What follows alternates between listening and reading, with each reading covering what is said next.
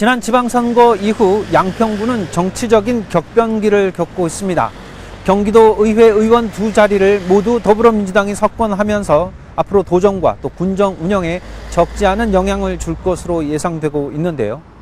기자가 만난 사람들, 이번 시간엔 정치 신인으로서 경기도 의회 입성에 성공한 더불어민주당 이영주 의원을 만나봅니다. 안녕하십니까? 네, 안녕하십니까? 네, 선거 끝나고 이제 2달 정도 지난 것 같아요. 굉장히 많이 바쁘셨을 것 같은데 어떻습니까? 네, 많이 바빴습니다. 또 바쁘기도 했고, 또 농담이지만 바쁜 척 하기도 하고요.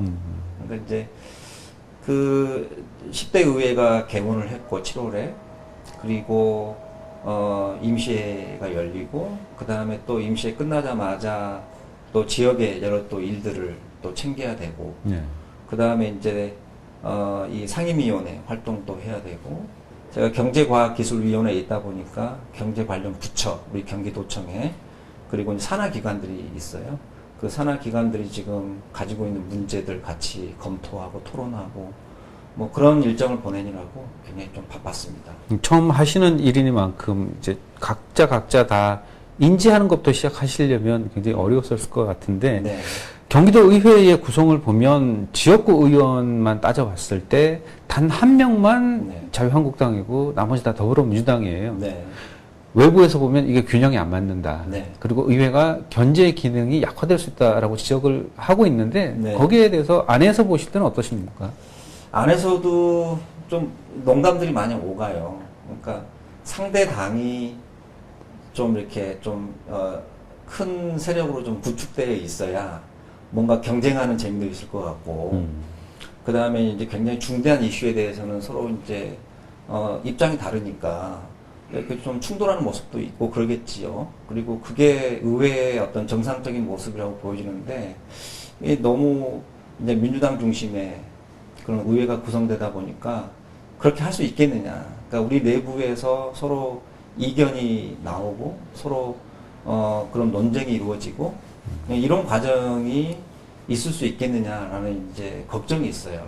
근데 이제 어찌됐든 요게 시대의 흐름 또 우리 사회의 흐름에 있어서 결국 민주당에 거는 기대가 있었기 때문에 도민들이 그런 선택을 해 주셨기 때문에 그 민의들을 충분히 잘 수행하려고 하는 노력, 특히 민주당이 그거를 긴장감을 놓치지 않고 해야 된다라는 생각을 또 더 강하게 할 수밖에 없죠. 그래서 스스로가 긴장을 하고 민주당 내부에서 그런 다양한 어떤 그런 도민들의 그 뜻, 또 의견, 생각, 또 기대하시는 바, 이것들을 더 적극적으로 찾아내고 그걸 또 실현을 하기 위해서 더 열심히 뛰는 수밖에 없다.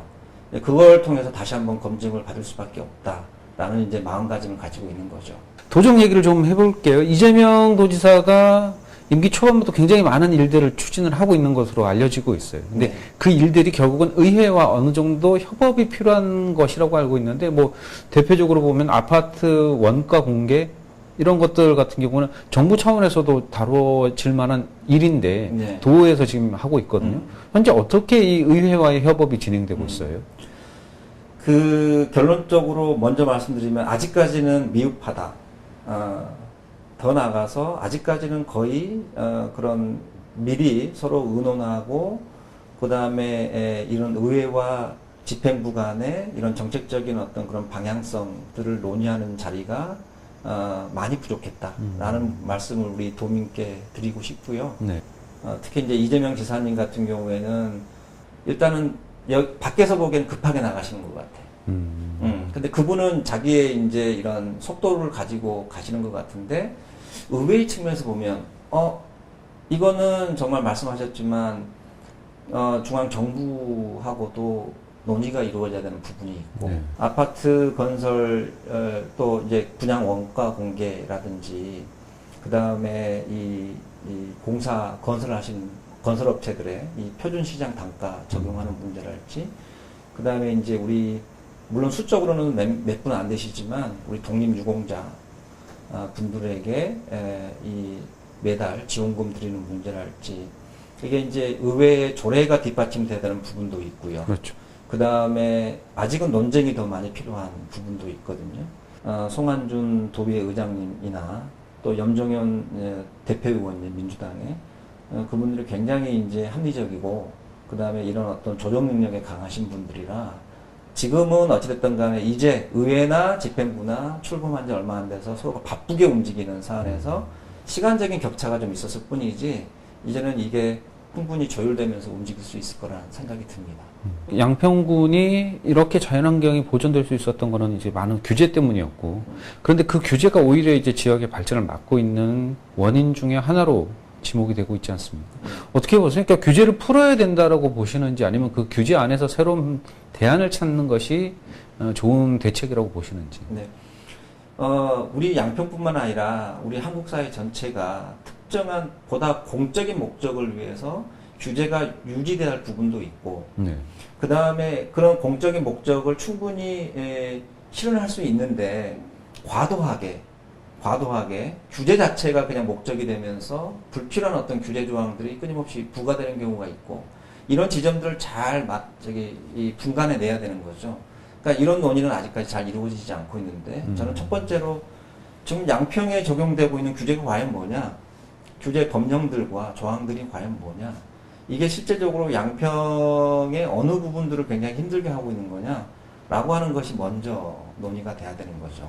그리고 두 번째는 저는 모든 규제 그들이 뭐 없어지거나 아니면 완화된다는 생각을 하지는 않습니다.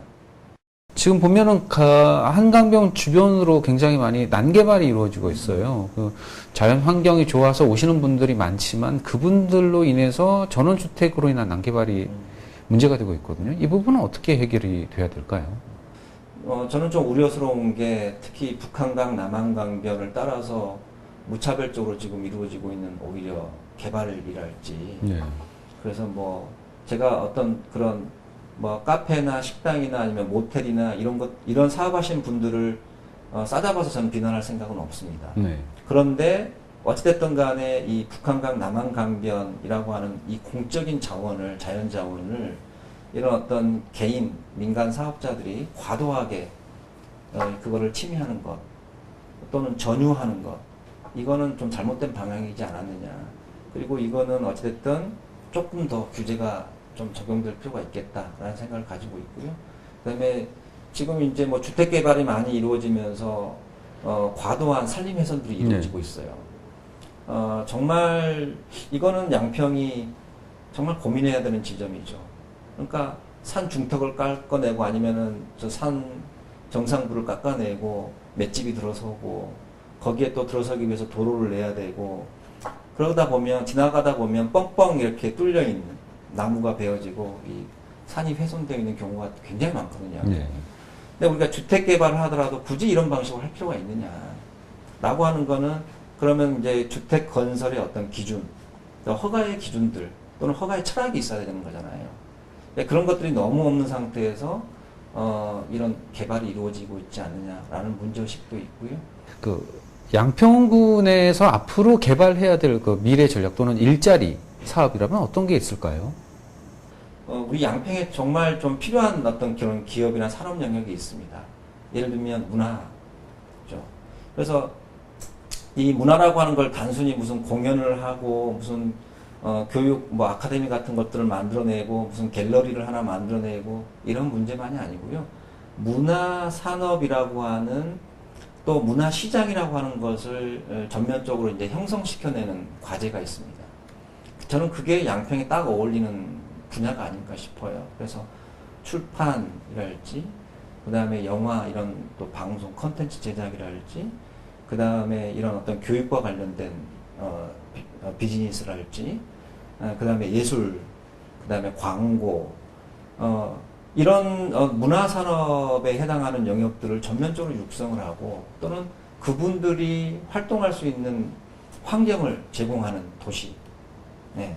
그래서 뭐 영화나 방송 이런 컨텐츠 촬영 장소, 이런 촬영 단지 같은 걸 조성한다든지, 그런 교육기관들을 조성한다든지, 그 다음에 그런 인력을 양성할 수 있는 다양한 형태의 그런 어떤 공간을 제공하는 도시랄지, 그래서 그분들이 양평에 와서 작업을 하고 문화시장을 자연스럽게 형성해 나갈 수 있는, 오히려 그런 전략들을 좀 적극적으로 추진했으면 좋겠다. 그게 이제 양평의 미래이자 이제 규제의 완화냐 유지냐 이런 이분법적인 사고가 아니라 불필요한 어떤 규제, 정말 이거는 말도 안 되는 규제라고 하는 내용들을 정확히 인식을 하고 그것들은 개혁하려고 해야 되는 거고요. 그 다음에 공적인 목적을 위해서 우리가 반드시 필요한 규제들은 인정할 줄도 알아야 돼요. 그러면서 양평에 적합한 이런 먹거리, 일거리, 이런 또 시장들을 좀 형성해 나가는 그런 노력. 이 세 가지가 좀 어울려져야 되지 않느냐라고 하는 게 제 생각입니다. 정치에 임하신 지는 어쨌든 이제 2년 조금 더 되신 거잖아요. 정치 신인으로서 그리고 도의원으로서 꼭 이루고 싶은 정치적 목표가 있으실까요? 네. 저는 어쨌든 우리 양평의 첫 번째는 일자리 또는 먹거리의 토대를 만들어내는 그런 일이 과연 뭘까? 두 번째는 좀 안전한 우리 11만 7천 명의 양평 국민들이 안전하게 생활할 수 있는 안전 인프라. 네, 그래서 범죄 사각지대 해소하고 또 필요한 경우에 이런 쌩쌩 달리는 자동차 이런 속도 제한부터 시작을 해서 그다음 학교에서 아이들이 좀 안전할 수 있는 어떤 그런 환경 시설 어떻게 확보할 거냐. 우리 어르신들 좀 편하게 이동하시거나 또 안전하게 활동할 수 있는 어떤 게 과연 뭐냐. 안전한 양평이죠. 저는 그걸 약속드렸었고요. 그 다음에 이제 아까 제가 문화시장 잠깐 이야기 드렸었는데 미래 전략, 양평의 미래 전략에 있어서 그것들을 잘 구축해 나가는 과정에 같이 참여하면서 매해 필요한 하나씩 스텝별로 필요한 조건들을 확보하는데 노력을 하고, 네. 그 다음에 이제 저는 양평에 있는 좀 어려우신 분들이 편하게 도움을 받으셨으면 좋겠어요.